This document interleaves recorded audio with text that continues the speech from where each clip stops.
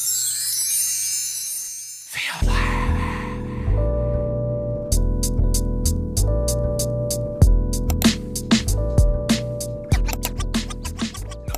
everyone, welcome back to another episode. It is your host Katia Nalivata, and we are here. We're back. We took a little bit of a sabbatical because I was traveling. Well, I got sick and then I was traveling back to Malawi. So if you notice, the setup is a bit different, lighting is a bit different. That is why still working on it. But I promised an episode this week on my Instagram and TikTok. And so if you're not following me, follow me, please. And so that you can stay tuned. But anyway, today we are talking about contentment and just what I've been learning about being content, what the Lord has honestly just taught me the past couple of years. And it's a bit of a tricky topic because sometimes it's like, what do you mean I should be grateful when life sucks? What do you mean I should be content when nothing looks like what I thought it would look? Trust me, I get it. I've been there. I may not get your situation, but I've been frustrated. And so if you just want to hear a bit more of what I got to say, what I've learned, what God has taught me, the blessings that has come out of it, do stay tuned. Talking about contentment is a bit tricky because it's something that I'm still very much coming to terms with and learning myself. But over the past few years, I have been put in a place where God has been showing me that I get really anxious and really frustrated and almost paralyzed to dream or to have a goal or to chase after those things. And it's because some years back when I was really struggling with depression, even before that, I remember just being a dreamer and having all these goals and wanting to do all of these things, and everything kind of fell through. And then the depression hit. And so everything that I tried to do in my own power fell through and it failed. I reached a stage where I just stopped dreaming. I stopped having the goals. I got saved. I loved the Lord. Well, at least I thought I did. And I just used the fact that God tells us to let go of everything and allow Him to do stuff, kind of almost like as an excuse. I got scared to pray for things, to ask for things, because I was just like, I didn't have the faith that God would even allow certain stuff to happen. So He has really been dealing with that. He's really been dealing with me believing in Him to be a good God who gifts. And on top of that, to be content, because I had experienced a lot of disappointment. And for anyone that has struggled with depression, I think it's disappointment after disappointment. So you're disappointed in yourself, you're disappointed in just everything around you. It's a really hopeless, dark space to be in. And my heart goes out to any of you that are struggling with it at the moment, or you have been. And so God kind of asking me to be thankful and to be content, even when I was still on my meds. I was still pretty much depressed and also kind of just suicidal. Was a bit interesting. It was something that I had to learn, something that I'm still learning. But one thing that has happened over the course of some time is that I have learned that being content, which means to be satisfied and to be happy, is not about the situation. It's more of a heart posture. It's about what you're rooting your contentment in, who you're rooting your contentment in, because situations in your life are always changing. They will always change. Sometimes your disappointment might be because you wanted that job. You get to that job, you see that job is not even what you thought it was. Or it might be moving to another country. You go to that country, you might love it, but you do see that it's not what you thought it was. I had to truly learn, and I'm still learning, that contentment is about the state of your heart more than it is the state of your life. Because God is a God that doesn't change. He is the only thing that is truly unchangeable, right? And as Christians, if we believe and we profess Christ, and we believe and we profess that God is good, that God is a good Father, He's a gifter of good things, that He is a provider, He is Jehovah Jireh. If He is all of these things, then our contentment should never be on our situation, but rather on Him, in Him. Another thing is, contentment does not mean settling, and it doesn't mean shrinking your dreams or giving up. That's not what God is ever asking us of. I've learned that it is more about trusting Him. So it's trusting Him with the timing. It's trusting Him with the thing that you're actually asking for. It's trusting Him that whether you are granted this desire and this goal or not, it's trusting that He is good and He knows better. One thing that I've also noticed about myself is when I get anxious, I get paralyzed. So I cannot do anything. And it's not laziness, nor is it me just not wanting to work, but it's just I get so in my head about certain things not happening in a certain way that because of experiencing depression and anxiety the way that I did in the past, I told you, I just stopped dreaming, or I just stopped doing, or I stopped asking. And God really told me that I need to relax and I need to rest. And what relaxing means is to become less firm. It means to stop being so rigid. I talk about how life with Christ is a dance. And it is not that you're just being moved around like a puppet. It's just you are in full control of your body and of your life, but you are choosing to move at the rhythm and at the pace and at the movements of a God that created you. So a God who knows your destiny, a God who knows your purpose, a God who knows what you need, and a God who will help you get there, right? So he basically started to tell me that I need to loosen my grip, and I'm even tensing up talking about it, but loosen my grip on the timing, on the plans, on my image, on my career, and holding on to these things that like I'm clenching. And it's essentially letting go and holding things with an open hand. So contentment really isn't a passive thing. As I said, I'm learning it. And even Paul talks about it in Philippians, where he's learning, or he has learned to be content. And it's a very active practice that you're doing. Because again, you cannot be content without knowing who God is, without knowing His character, not just knowing, but truly believing. We really do sit and we say all of these things about God, but when it comes to the end of the day, do you actually believe it? Do you actually believe that He is a good Father that will withhold nothing good from you? Do you actually believe that He is a provider?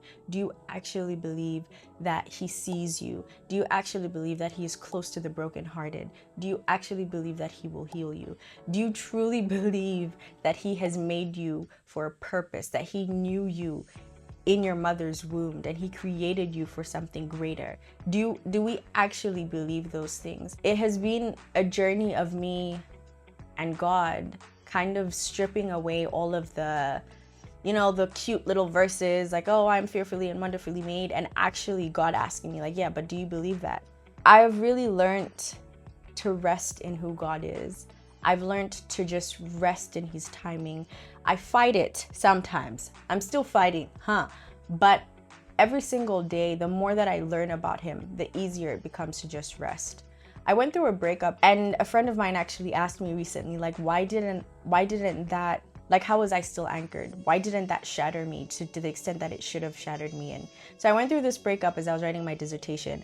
Girl child got a distinction in her dissertation. I did not fall back or relapse into a depressive state. And I truly, truly believe it's because I was really genuinely anchored in God in a way that I have never seen before. And it's not my doing, it's honestly God's grace. And so it really is to say that was a huge disappointment. It really hurt.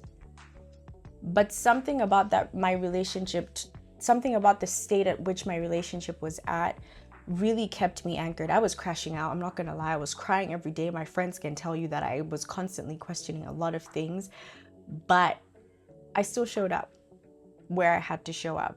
I still was able to have moments of happiness and of freedom and of peace that surpassed all understanding. Even through my tears, I was able to still walk on water even when everything was like shaky. So I'm learning that contentment and resting in God is really about honesty. It's about having honest conversations with him. It's about bringing your disappointments to him. It's about asking him, why isn't it happening? And even if he doesn't answer, it's you realizing or coming to him knowing that, again, he is a good God, good Father. And it's about having an honest view of yourself as a human being and that relationship with God. So knowing that you are not God, and even if you tried to be, you never will be. It's about coming to terms with the fact that you were not there at the beginning. You were not there when he was creating the heavens and the earth. You were not there when he was placing the stars where he placed them. Job was like a wealthy man, well respected, right? And he lost everything. And he was crashing out. His friends were not helping, but he was crashing out. And then God comes on the scene, and God starts asking him all of these questions about like, but were you there when this happened? Were you there when I did this? And Job is just there like, sorry, dude. I'm actually really sorry. So that is what has really helped me in being more and more content, is having an honest view of myself, having an honest view of who God is. And it's made me appreciate the gospel even more. It's made me appreciate what the cross truly means even more. And so even if my life looks nothing like what I want it to look, the mere fact that God chose to die for me and still chooses to fight for me today, that is enough, in all honesty. And through all of that, I also did learn that God really does give us everything that we need in life that pertains to righteousness and pertains to godliness. And it's not just about prayer or faith. It's genuine like wisdom. So I've also been learning about stewarding what I have now and today. I recently also made a TikTok. Again, follow me on TikTok, shameless plug. But about, are you ready for the things that you're praying for? So the one example I'm going to give is finance. I think most times, we all want money. I want money, please. God has not called us to be people who lack, okay? He's a God of abundance. The Bible says that the thief comes to kill and destroy, but Jesus came so that we have life and life in abundance. So not life tomorrow or the next year, but life today. And that is a promise, and that is a thing that he does for us. And not lacking and actually having what you need, because he knows you need to eat. He knows you need clothes. He knows you need a job. He knows you probably need a car, depending on where you live. Those are needs. He knows you need community. He knows you need friends, right? Sometimes when you don't have those needs, sometimes, yes, it does have to do a lot with the systems, or it does have to do with whatever issues are happening on the earth that we genuinely cannot control. But the things that you can control is stewarding what you already have. Stewarding what you have is where contentment actually becomes practical. And I'm looking down because I'm reading, I wrote some notes. And it's about like, what have you already been given that you can steward well? Sometimes we ask for abundance and we ask for more things and more money and more this and more that. But the truth is, if it came today, you would lose it in an instant. And not just that, but it would crush you. You would probably be in debt. It's not cute and it's not pretty. Too much that is given, more is required. So if you want more, know that a lot more is going to be required from you. If you want to be a business person, or you don't want to be employed, you want to be self-employed, know that yes, you might get a lot of money and a lot of freedom, but at the same time, your 9 to 5 will go to 24/7. I think those are some things that we don't really talk about, or we're not really honest. We look at the glam and the glory and the beauty of what it means to be an entrepreneur, and we think, oh, nice, fun. Yeah, no, it's nice and fun, but also you need to put in the work. So are you ready for what you're praying for? Are you positioning yourself that when these things do come, when God does give you in the time that it comes, you're going to be on your A game. You're going to know how to act. And not just that, but you're going to remain humble. You're going to remain a person of character. You're going to remain a person of integrity. There are some things that now I look back and I prayed for them and I asked God for them and I did all the things and it never happened. And I truly thank God for it, because I was not in the right mindset. I was not in the right space to have stewarded those things at the time that if they had come.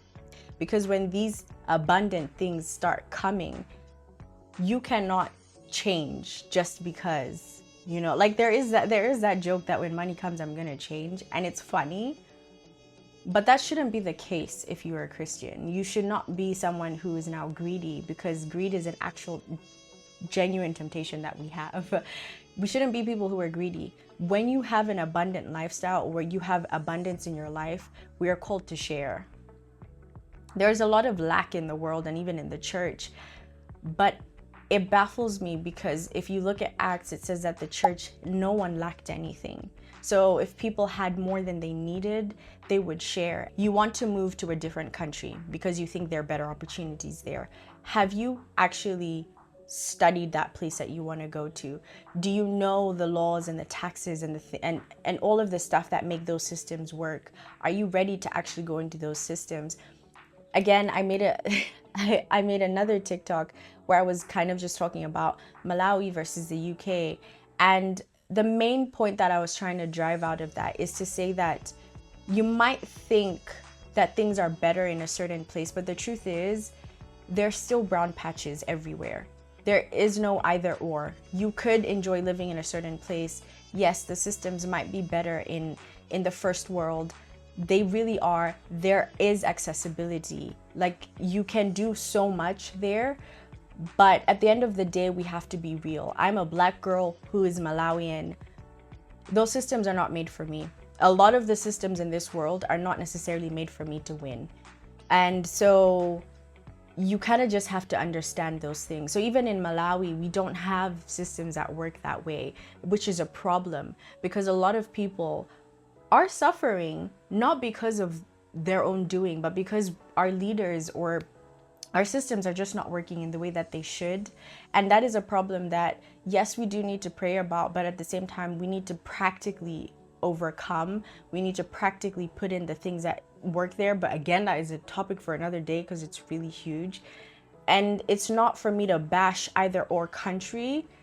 It is just to say that when we are choosing or we are praying for certain things, we need to go in sober-minded and not think that our lives will be better just because every place that you will ever go to, and you can ask anyone, will have problems.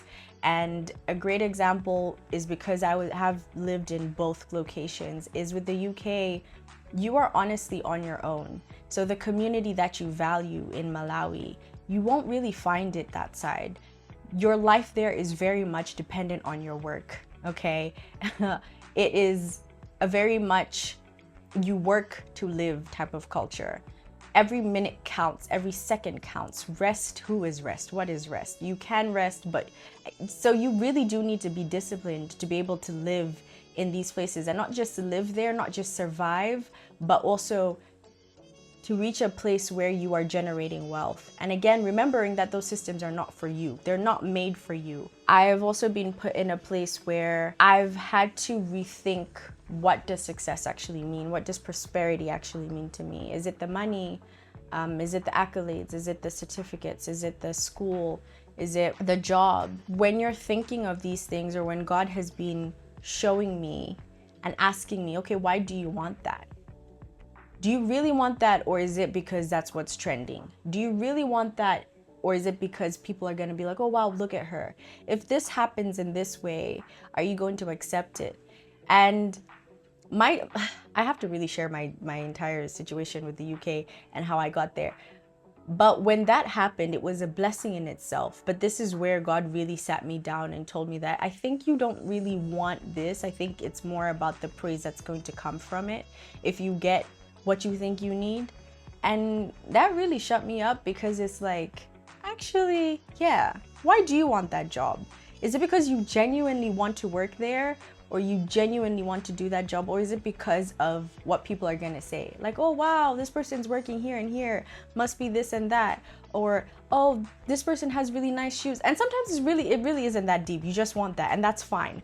But I'm just saying, there are a lot of pressures of life that come not from ourselves, but external sources, and especially in a world of social media and comparison, that is like, you think that you want that thing, you think you want someone who looks like that, you think that you want someone who sounds like that, who dresses like that, you think you want to do that thing, but the truth is you actually don't. It's just what's being praised. So even if you don't have that thing and you don't want it, are you going to be okay with that? If you have a different opinion and you show up like that, are you going to be okay with that? So really understanding what does success actually mean to you? What's actually important to you and God? And for me, it has been, okay, I could have all the money in the world, but I am someone who genuinely values influence.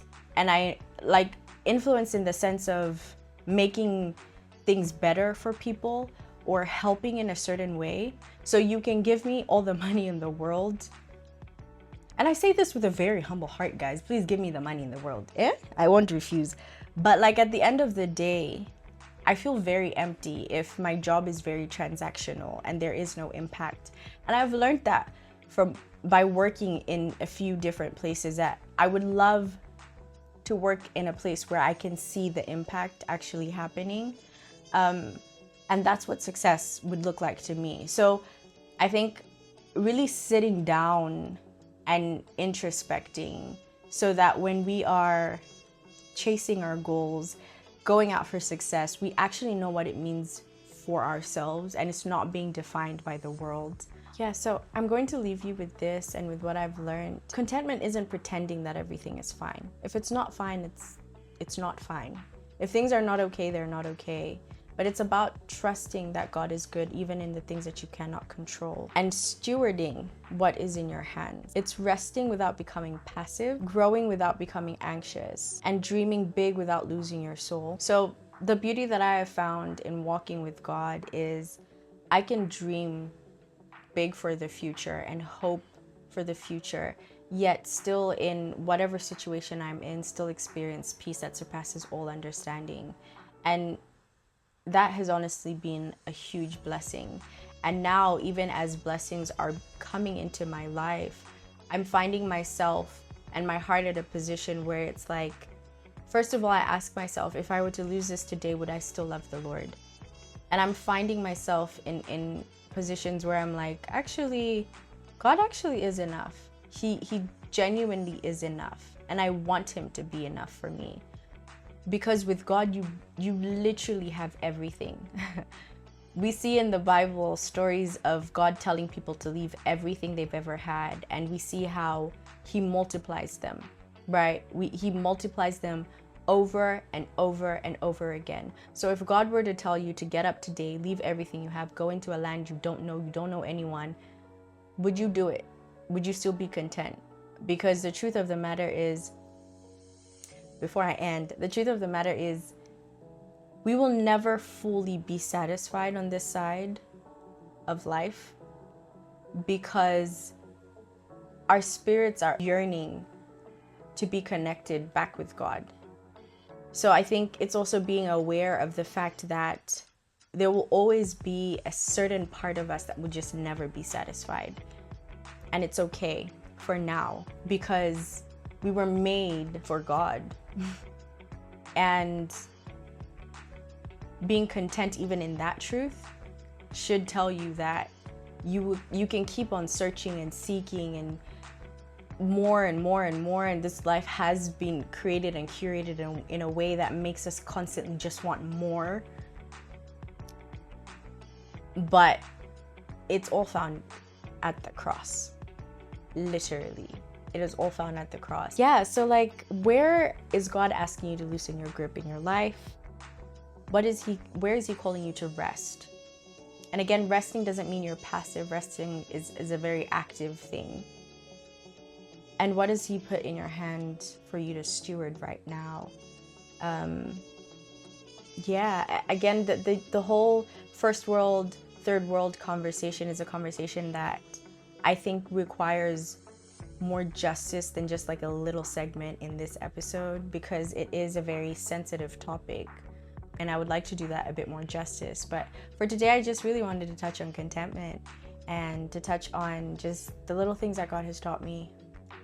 And yeah, so as always, I'm sending love and light, and I hope that even though we are in the last month of the year and you might be reflecting and you may not have reached all of your goals and you may be disappointed, that you could really sit back and truly experience the peace of God and experience what it really means to be content in Him. And you could start growing in that contentment in God. Maybe not in your situation, but in God.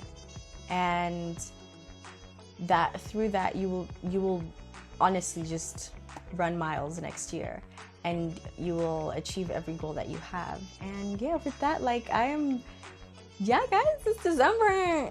Okay, all right, anyway, yeah, I think I already said my outro in the beginning, so I'm just gonna say it again. So sending love and light. All right, okay, bye.